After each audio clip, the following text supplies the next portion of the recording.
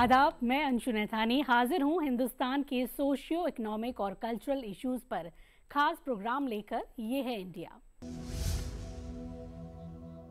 हमारी इस खास पेशकश में आज बात sickle cell anaemia elimination mission की। जी हां, हाल ही में प्राइम मिनिस्टर नरेंद्र मोदी ने national sickle cell anaemia elimination mission का आगाज किया है और बेनिफिशरीज में जेनेटिक स्टेटस कार्ड भी बांटा है। सिकल सेल दरअसल एक क्रॉनिक बीमारी है जिसमें खून की कमी बर्दाश्त नहीं होती है और इससे काफी दर्द होता है और ऑर्गन इन्फेक्शन जैसे सिम्टम्स नजर आते हैं। इसी बीमारी को 2047 तक जड़ से खत्म करने के लिए national sickle cell anaemia elimination mission की शुरुआत की गई है, जिसका आगाज प्राइम मिनिस्टर ने 1 जुलाई को मध्य प्रदेश के जिला शहडोल से किया है।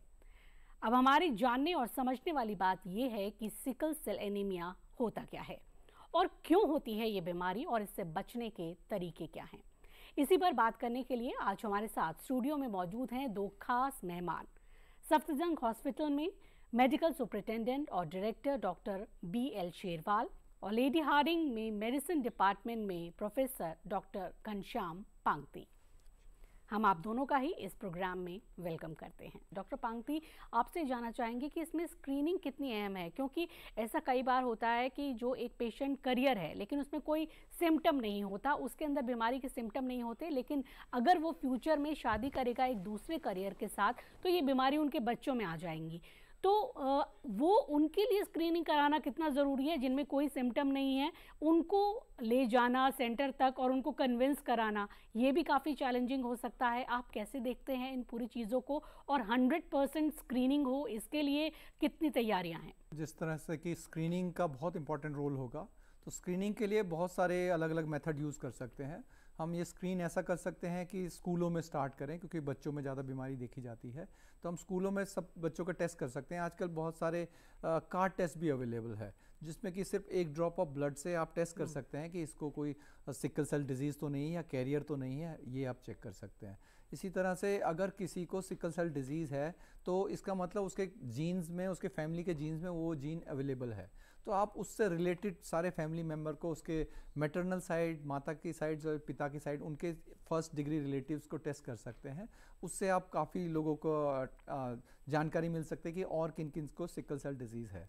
सिमिलरली, जैसे कि सरकार पहले ही कह चुकी कि सबसे पहले ये उन डिस्ट्रिक्ट और उन एरियाज़ को कवर करेगी जहाँ पर इनकी परसेंटेज पहले से ही बहुत ज़्यादा है। इस तरह से भी आप इस स्क्रीनिंग को कवर कर सकते हैं।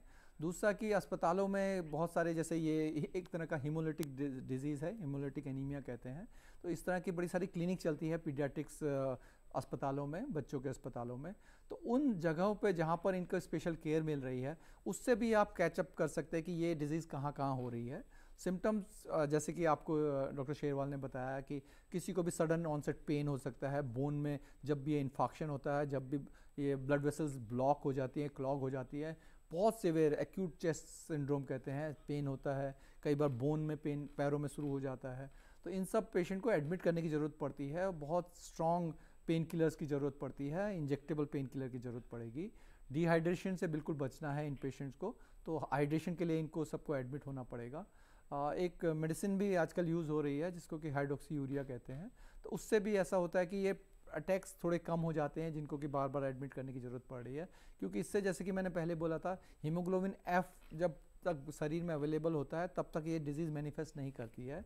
तो ये जो ड्रग है ये हीमोग्लोबिन F को थोड़ा बढ़ाती है, जो कि जिसकी कि ऑक्सीजन कैरिंग कैपेसिटी थोड़ी बेटर होती है। तो ये ड्रग दे सकते हैं उन बच्चों को जिनको कि सिकल सेल डिजीज़ डायग्नोस हो गई है। फिर भी ये डिजीज़ बहुत ही क्रिपलिंग, पेनफुल तो है, बट बड़ा वेरिएबल मैनिफेस्टेशन भी है। कुछ लोगों को मे बी साल में 5-6 बार एडमिट होना पड़े, ऐसा हो सकता है। कुछ लोगों को मे बी 1 साल 2 साल में 1 बार एडमिट होना पड़े। बट स्क्रीनिंग और प्रिवेंशन यही सबसे इम्पॉर्टेंट और सबसे ज़रूरी रहेगा, क्योंकि एक बार जिसको सिकल सेल डिजीज़ हो गया, बिकॉज जेनेटिक डिजीज़ है, इसका कंट्रोल करना, ट्रीटमेंट करना बहुत मुश्किल रहता है। बट डॉक्टर शेरवाल ने आपको पहले ही बताया, जैसे कि बोन मैरो ट्रांसप्लांट, अब ये नई चीज़ आई है जिससे कि आप टोटल क्योर भी कर सकते हैं इस डिज़ीज़ को, बट इसके अलग रिस्क हैं। इट में बी वेरी, एक तो कॉस्टली भी है, दूसरा थोड़ा सा जब इसमें बोन मैरो सप्रेशन होता है, इन सब में इन्फेक्शन और सेकेंडरी इन्फेक्शन के चांसेस रहते हैं।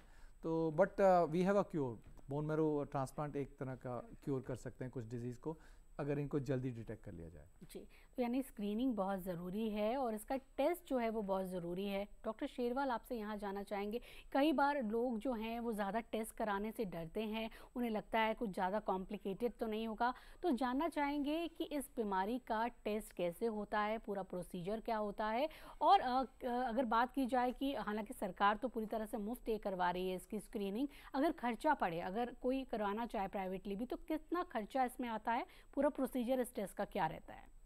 देखिए, बड़ी अच्छी चीज़ आपने पूछी कि ब्लड टेस्ट के लिए बिल्कुल कोई खर्च नहीं आता, मुफ्त में ब्लड टेस्ट होता है।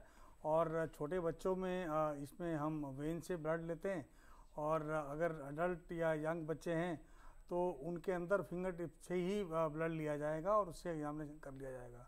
कोई बड़ा ऐसा टेस्ट नहीं है कि बहुत महंगा टेस्ट होगा, तो वो सिकल सेल एनीमिया को डायग्नोज करना बहुत ईजी है।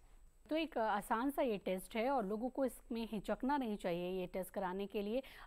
डॉक्टर पांगते, आपसे तो जानना चाहेंगे, आप रोज़ाना ही पेशेंट से डील करते होंगे और आइडेंटिफाई भी करते होंगे और उनको थेरेपी भी करते होंगे, उन्हें बताते भी होंगे कि कैसे ये इस डिज़ीज़ से हम आगे अपनी जनरेशन को होने से रोक सकते हैं।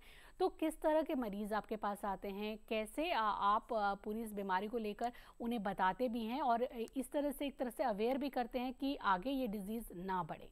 बेसिकली ये पीडियाट्रिक डिजीज़ है, बच्चों में ज़्यादा मिलती है, और अगर हम इस डिज़ीज़ को टाइम पे डायग्नोस कर लें, टाइम पे हम इसका ट्रीटमेंट कर लें कि जो अटैक्स हो रहे हैं उससे ज़्यादा इन्फेक्शन ना हो। इस डिज़ीज़ में जैसे बार बार अटैक से ये डिफॉर्म्स आरबीसीज होते हैं, ये स्प्लीन में अटक जाते हैं, जो कि तिल्ली बड़ी हो जाती है, जिससे कि और हीमोलाइसिस होता है और अनीमिया होता है। बट रिकरेंट अटैक से ऐसा होता है कि स्प्लीन, जो कि एक तरह से आपके इम्यून के लिए बहुत ज़रूरी है, इम्यून सिस्टम के लिए, और धीरे धीरे स्प्लीन वर्क करना ख़त्म कर देता है, तो उसके बाद इन्फेक्शन के रेट और बढ़ जाते हैं। तो इन लोगों को जैसे न्यूमोकोकल इन्फेक्शन, और इसके अलावा जैसे मेनिंजाइटिस इन्फेक्शन, इसके अलावा इन्फ्लुएंजा इन्फेक्शन, ये सारे इन्फेक्शन ज़्यादा हो सकते हैं। तो इन लोगों को, बच्चों को टाइम पे इम्यूनाइजेशन कराना बहुत ज़रूरी है। बच्चों का इम्यूनाइजेशन शेड्यूल है इंद्रधनुष, उसके अकॉर्डिंग सारा इम्यूनाइजेशन कराएं। इसके अलावा pneumococcal vaccines, H influenza vaccines, और इसके अलावा मेनिंजाइटिस की वैक्सीन, ये सारी वैक्सीन लगनी चाहिए। और अगर हम टाइम से वैक्सीनेशन करें और प्रिवेंशन करें डिहाइड्रेशन से, और हाई अल्टीट्यूड में भी ये डिज़ीज़ बढ़ जाती है, इन सब को देखें तो ये बच्चे बड़े फुल उम्र तक पूरे सर्वाइव करते हैं। वही बच्चे जिनको कि टाइम पे ट्रीटमेंट ना मिले, टाइम पे डायग्नोसिस ना मिले, उन लोगों को ज़्यादा प्रॉब्लम आती है। तो ऐसा होता है कि ये पीडियाट्रिक्स में 18 साल तक बार बार ब्लड ट्रांसफ्यूजन और ट्रीटमेंट चलता है, और जब ये सर्वाइव कर जाते हैं तो हमारे क्लिनिक में, हेमेटोलॉजी क्लिनिक में ये कंटिन्यू ट्रीटमेंट करते हैं। तो अगर टाइम पे जैसे जेनेटिक टेस्ट है अवेलेबल है, इन सब का डायग्नोस हो गया, ट्रीटमेंट हो जाए, तो मेरे ख्याल से ये लोग पूरे जैसे वेस्टर्न कंट्रीज़ में आजकल they survive up to 60 years, 65 years easily survive करते हैं। हमारे यहाँ भी अब धीरे धीरे इनका सर्वाइवल रेट बढ़ रहा है, और अब जैसे कि सरकार इस पर ज़्यादा इनिशिएटिव ले रही है, चांसेस है कि हम भी वेस्टर्न कंट्रीज़ के इक्विवेलेंट में आ जाएंगे। जी, डॉक्टर शेरवाल, आपने तो पूरे अगर कहा जाए कि इस डिज़ीज़ में ही इतना ज़्यादा काम किया है और बहुत सारी चीज़ें देखी होंगी कि कैसे जो हेल्थ सेक्टर है वो इवॉल्व हुआ है और कैसे इस तरह से एक मिशन चलाकर अब इसको कंट्रोल करने की कोशिश की जा रही है। अगर आपसे मैं बात जानना चाहूँ तो ये बीमारी जो है, इसका अवेयरनेस कब ज़्यादा बढ़ी और कब ये महसूस किया गया कि नहीं, इसको लेकर एक मिशन चलाना ज़रूरी है, क्योंकि एक हमारी यंग जनरेशन इससे क्रिपल्ड हो रही है और इसे प्रिवेंट किया जा सकता है, और जानकारी के अभाव में नहीं होने की वजह से ये बीमारी बढ़ रही है। तो ये कब ये सोच में आया और इतना बड़ा प्रोग्राम हमारी सरकार लेकर आई है? थोड़े इससे पीछे हम जाकर देखना चाहेंगे, इसके पूरे बैकग्राउंड को हम समझना चाहेंगे।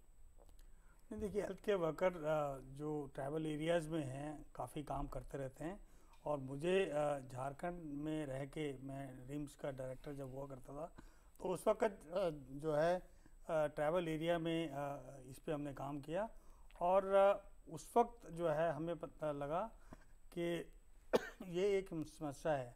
और बाकी लोग भी जब दूसरे स्टेट में देखते हैं तो काफ़ी लोगों में, जैसे अभी डॉक्टर साहब ने भी बताया था कि काफ़ी 0 से 40-45% का म्यूटेशन होता है इसमें। तो उसके लिए बहुत ज़रूरी है कि एक अवेयरनेस प्रोग्राम कई चीज़ें ऐसी होती हैं जैसे इन्फेक्शियस डिजीज़ है, हम प्रिवेंशन की बात करते हैं, जैसे कोविड में हमने देखा था कि कैसे 2 गज की दूरी और मास्क और हैंड सैनिटाइजेशन, इसकी अवेयरनेस और काफ़ी काम किया वर्कली। तो मुझे लगता है कि ये उसी तरह से जो जेनेटिक डिजीज़ है, अभी तक हम उसको ऐसे छोड़ देते थे कि इसमें कुछ कर नहीं सकते, लेकिन मैं इसमें प्रेजेंट गवर्नमेंट का मैं कहूँगा कि बहुत धन्यवाद दूंगा कि उन्होंने इस फाइनेंशियल बजट में पहली बार एक्चुअली सिकल सेल अनीमिया के लिए अलग से बजट घोषित किया। और फिर आपको मालूम है जैसे ही अभी एक डॉक्टर डे जो 1 जुलाई को होता है, उस दिन माननीय प्रधानमंत्री जी ने इस प्रोग्राम को लॉन्च किया। तो बेसिकली जो कोई भी डिजीज़ किसी भी स्टेट में होता है या कंट्री में होता है, वो एक्चुअली डाटा को एनालाइज करके पॉलिसीज़ बनती हैं। तो अगर कोई डिजीज़ संख्या में लगता है कि ये काफ़ी केसेस बढ़ रहे हैं या हैं, तो इसके लिए कंट्रोल करना ज़रूरी है। उसका कोविड आपने एक एग्जांपल देखा था कि अगर इतने ज़्यादा नंबर नहीं होते ना, तो शायद इतना पेंडेमिक लेवल पे या कंट्री लेवल पे इतना काम नहीं होता, क्योंकि उस टाइम वक्त की ज़रूरत थी। तो इसीलिए इसके नंबर बढ़े और इसलिए गवर्नमेंट ने इस पर ध्यान दिया और एक एलिमिनेशन प्रोग्राम लेके आए हैं, जो मुझे लगता है कि अगले जो 2047 जब हम अपने आज़ादी के 100 साल पूरे करेंगे, तो सिकल सेल एनीमिया जैसी बीमारी से अगर जो है हिंदुस्तान में एलिमिनेट हो जाए, तो आई थिंक इससे अच्छी चीज़ हमारे इंडियन पॉपुलेशन के लिए और कुछ नहीं हो सकती है। तो उसके लिए मैं बार बार प्रेजेंट गवर्नमेंट और ख़ास तौर पे माननीय प्रधानमंत्री और हमारे हेल्थ मिनिस्टर श्री मनसुख मांडविया जी काफ़ी एक्टिवली हेल्थ पे काम करते हैं, तो उनका रियली बहुत बहुत धन्यवाद जी। तो और हम ये भी देख रहे हैं कि जिस तरह से ट्राइबल एरिया में ये ज़्यादा डिजीज़ होती है, तो जो हमारी प्रेजेंट गवर्नमेंट है वो ट्राइबल एरियाज़ के अपलिफ्टमेंट और वहाँ की जो भी प्रॉब्लम्स है उनको इरेडिकेट करने की पूरी कोशिश कर भी रही है। डॉक्टर पांगती, यहाँ आपसे जानना चाहूँगी, हम सिकल सेल एनीमिया की आज तो बात कर रहे हैं, लेकिन आमतौर पर लोग एनीमिया के बारे में ज़्यादा बात करते हैं और हमारे देश में वो भी एक बड़ी प्रॉब्लम है और सरकार उससे निपटने के लिए भी पहले से ही प्रोग्राम चला रही है। तो हम चाहेंगे कि हमारे ऑडियंस के लिए आप बताएं कि एनीमिया में और सिकल सेल एनीमिया में क्या डिफरेंस है और ये कितना गंभीर है, और इससे बचने के लिए जब हम प्रिवेंशन है हमारे पास जेनेटिक कार्ड के रूप में, तो क्यों नहीं हम इसको कर रहे हैं। तो ये आपसे सारी चीज़ें जानना चाहेंगे, एनीमिया और सिकल सेल में एनीमिया में आप डिफरेंस हमारे ऑडियंस के लिए बताएं। जी हाँ, जैसे कि अनीमिया वर्ड जो है, इसका मतलब है कि रक्त की कमी हो गई है शरीर में और ठीक से ब्लड सप्लाई या हीमोग्लोबिन आपके टिश्यूज़ तक नहीं पहुंच रहा है। तो एनीमिया, जो कि सरकार एक और प्रोग्राम चला रही है एनीमिया उन्मूलन के लिए, तो उसमें है कि WHO की डेफिनेशन के हिसाब से अगर किसी मेल या पुरुष का हीमोग्लोबिन 13 से कम है, 13 ग्राम %, तो उसको एनीमिया कहते हैं, जबकि फीमेल का 12 ग्राम % से कम, जबकि जो फीमेल प्रेग्नेंट है उनका इवन 11 ग्राम से कम को हम एनीमिया कहते हैं। सिमिलरली बच्चों की एनीमिया की ग्रेडिंग थोड़ा और कम होती है, बट ऐसा देखा गया है कि एनीमिया बहुत ही कॉमन है। और ये जो हम दूसरे एनीमिया की बात करें जो कि कॉमन है, ऑलमोस्ट 50% से 60% लोगों को एनीमिया इस समय पूरी जनसंख्या में होता है। ये न्यूट्रिशनल एनीमिया होता है, जिसमें सबसे कॉमन है आयरन डेफिशिएंसी एनीमिया। तो आयरन डेफिशिएंसी एनीमिया में क्योंकि खाने में या तो आयरन की कमी है, उसकी वजह से हो सकता है। दूसरा, पेट में जैसे कीड़े हैं उसको भी उसकी वजह से एनीमिया हो सकता है। इसके अलावा जैसे किसी को ब्लीडिंग हो जाती है, फीमेल्स में बहुत कॉमन एनीमिया है क्योंकि मेंस्ट्रुअल साइकिल में और माहवारी में काफ़ी ब्लड लॉस होता है। तो एनीमिया जो है कॉमनली, और प्रेगनेंसी में आपकी आयरन रिक्वायरमेंट बच्चे को आयरन सप्लाई करने में बढ़ जाती है। तो इन सब को देखते हुए सबसे ज़्यादा एनीमिया जो देखा जा रहा है 60% से ज़्यादा वो फीमेल्स में होता है। प्रेग्नेंट फीमेल जो कि प्रेग्नेंट फीमेल है, और यंग फीमेल जो कि मेंस्ट्रुअल फीमेल है, और बच्चों में। तो सरकार ने इसी को लेके जो प्रोग्राम स्टार्ट किया है, जिसमें आयरन और फॉलिक एसिड सप्लीमेंट देते हैं एनीमिया के हिसाब से, जिसको कि माइल्ड है 10 से 11 के अराउंड है उसको में भी 1 गोली देते हैं, जबकि उससे कम वाले को 2 गोलियां देते हैं। ये एनीमिया और सिकल सेल एनीमिया थोड़ा सा डिफरेंट है, क्योंकि पहला वाला न्यूट्रिशनल है, आप न्यूट्रिशन दे के ठीक कर सकते हैं। इसमें जेनेटिक म्यूटेशन है इसमें आपको। और दूसरी प्रॉब्लम ये है कि इस एनीमिया में डिफरेंस ये है कि आपको बार बार खून की ज़रूरत पड़ती है, आपको ब्लड ट्रांसफ्यूजन की ज़रूरत पड़ती है, आपको किसी अस्पताल से अटैच होना पड़ता है, क्योंकि ये हीमोलिटिक एनीमिया है। इसमें ब्लड आपके टूट रहे हैं, जैसे कि डॉक्टर शेरवाल ने बताया। नॉर्मल आरबीसी की लाइफ 120 दिन की होती है। इस डिज़ीज़ में इसकी काफ़ी कम हो जाती है, 10 से 20 दिन 30 दिन में ये सेल डिजेनरेट कर जाते हैं, तो आपको और ब्लड की ज़रूरत पड़ती है। इसमें जब आप बार बार ब्लड चढ़ाते हो तो इसमें उल्टा आयरन की क्वांटिटी शरीर में बढ़ जाती है। तो इस तरह के एनीमिया में आपको आयरन की टैबलेट्स नहीं देनी चाहिए, जबकि हमें जो न्यूट्रिशनल एनीमिया है उसमें आयरन और फॉलिक एसिड की टैबलेट ही ट्रीटमेंट है। तो ये बहुत बड़ा डिफरेंस है। तो जो हीमोलिटिक एनीमियाज हैं जैसे बीटा थैलेसीमियास और सिकल सेल डिजीज़, इन सब में आयरन अवॉइड करना चाहिए, जबकि फॉलिक एसिड जो कि दूसरी तरह का विटामिन है, इसकी गोली लेनी चाहिए। जी, तो गवर्नमेंट का ये बहुत ही अच्छा इनिशिएटिव है और हमने देखा है कि जिस भी तरीके से जब जो गवर्नमेंट है कोई मिशन लेके चलती है तो उसमें कामयाबी भी ज़रूर मिलती है। जैसे कि हमारे प्राइम मिनिस्टर साहब ने बताया ही है कि काला जार को लेकर और मलेरिया को लेकर और लेप्रेसी को लेकर जिस तरह से मिशन चलाए गए, उनकी कामयाबी भी देखने को मिली। डॉक्टर शेरवाल, आपसे जानना चाहूँगी कि ये मिशन भी शुरू किया है, पूरी उम्मीद कर सकते हैं कि 2047 तक इसे इरेडिकेट कर दिया जाएगा। लेकिन चूंकि आपने हेल्थ सेक्टर में इतना लंबे अरसे तक काम किया है, आपको क्या लगता है, अगर हम ऑल ओवर इंडिया की बात करें तो ट्राइबल एरिया की ज़्यादा बात हो गई, तो कौन से ऐसे हेल्थ थ्रेट्स हैं जिन्हें आप देख रहे हैं और जिन्हें अभी और एड्रेस करने की ज़रूरत है, इस तरह के और मिशन लाने की ज़रूरत है? देखिए, जो डिजीज़ मासिस में एक्टिव इवॉल्व होते रहते हैं और यहाँ पर ऑलरेडी हम चाहे वो मलेरिया हो, चाहे वो सिकल सेल या दूसरे हीमोग्लोबिनोपैथी हो, उसके ऊपर काम कर रहे हैं। टीबी एक बहुत बड़ा हिंदुस्तान में इशू है, जो हम काफ़ी दुनिया से मैं कहूँगा आगे हैं जब प्रोग्राम की बात होती है। हालांकि इन्फेक्शन रेट बहुत ज़्यादा है हमारे यहाँ, लेकिन उसके बावजूद भी जो 2035 में एलिमिनेट करने की बात है, हिंदुस्तान में माननीय प्रधानमंत्री जी ने कहा कि नहीं, 2035 में नहीं, 2025 में टीबी इरेडिकेट होगा। बाकी जो जितने भी हमारे इन्फेक्शियस डिजीज़ हैं उस पर ऑलरेडी गवर्नमेंट काफ़ी काम कर रही है।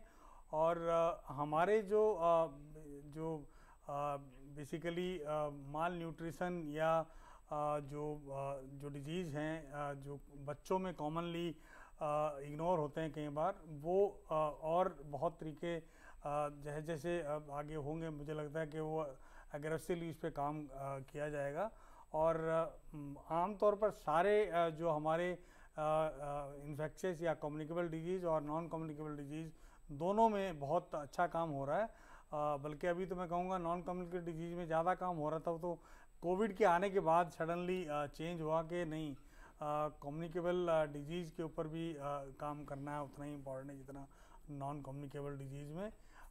हालांकि हमारे वो non communicable disease lifestyle disease हैं, हमारे जैसे हार्ट डिजीज़ हैं, हमारे डायबिटीज़ है, या हमारे आई से रिलेशन में कोई प्रॉब्लम है, तो बहुत सारे ऐसे डिजीज़ हैं जिसके ऊपर ऑलरेडी गवर्नमेंट काम कर रही है। जी, डॉक्टर पांगती, यहाँ पर आपसे जानना चाहूँगी कि स्पेशली जो सिकल सेल को लेकर गवर्नमेंट ने इनिशिएटिव शुरू किया है, अब जिससे कि जेनेटिक कार्ड्स बांटे जाएंगे, लोग अपनी स्क्रीनिंग करवाएंगे, तो क्या लग रहा है कि जो टारगेट्स रखे गए हैं, कितनी जल्दी इसमें कामयाबी मिल सकती है, और साथ ही साथ लोगों का इसमें एक्टिव पार्टिसिपेशन कितना ज़रूरी रहेगा? बिल्कुल, जैसे सरकार ने पहले 3 साल का टारगेट लिया है, तो 3 साल में हमें पता चल जाएगा कि ये किस तरह से आगे बढ़ता है प्रोग्राम। बट लोगों की भागीदारी बहुत बहुत ज़रूरी रहेगी। हमें इसको प्रोग्राम को सक्सेसफुल बनाने के लिए लोगों से टेस्टिंग कराने के लिए आगे बढ़ने को बोलना पड़ेगा। हमें इसमें से स्टिग्मा हटाना पड़ेगा हमें, क्योंकि ये जो आदिवासी और ट्राइबल एरियाज़ हैं, बहुत सारे लोग उतने एजुकेटेड होते नहीं हैं, और मेरे ख्याल से फाइनेंसिस के भी इश्यूज़ रहेंगे।